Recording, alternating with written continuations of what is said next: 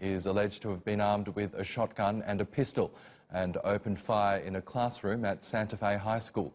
He's being held on capital murder charges, meaning he could face the death penalty if convicted. The incident is the latest in a series of deadly shootings at US schools. Well, let's cross live now to John Brain, who's in Santa Fe. John, presumably everyone there is still in a state of shock.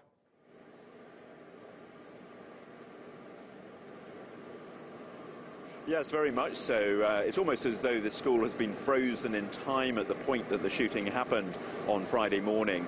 Students and teachers haven't been allowed to go back in to collect their cars, which are still in the car park here behind me, or any of their possessions. Very few people have actually come back to the school at all, apart from the media, who are obviously filming here and doing live broadcasts exactly as we are. But nobody has come yet with flowers or anything like that. People still coming to terms with what's happened. It had all the signs of just being a routine school day when the gunman walked into a classroom and started firing at his fellow pupils. The police now trying to find out what his motivation is. He's been named as 17-year-old Dimitri Prokofievich, and he is in custody. The other person who'd been taken into police custody has been released without charge. They do believe that the 17-year-old was acting alone. They don't know why he did what he did. They do believe that he was planning to kill himself, but has told officers that he ran out of courage at the moment he was planning to do that. So they are hoping he'll be able to fill in the missing pieces in this extraordinary jigsaw as people here try and come to terms with the latest school shooting, the 22nd this year alone in this country. Yes, as we know, this is an all too familiar tragedy for the United States. How has this latest incident affected the ongoing debate over gun control in the US?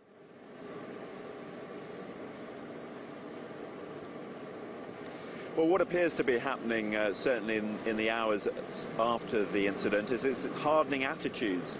Anti-gun campaigners are saying, well, look, this is another example of why gun reform is so urgently needed.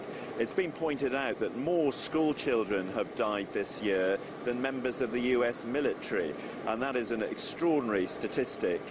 So they're saying that this is another example of why there should be reform.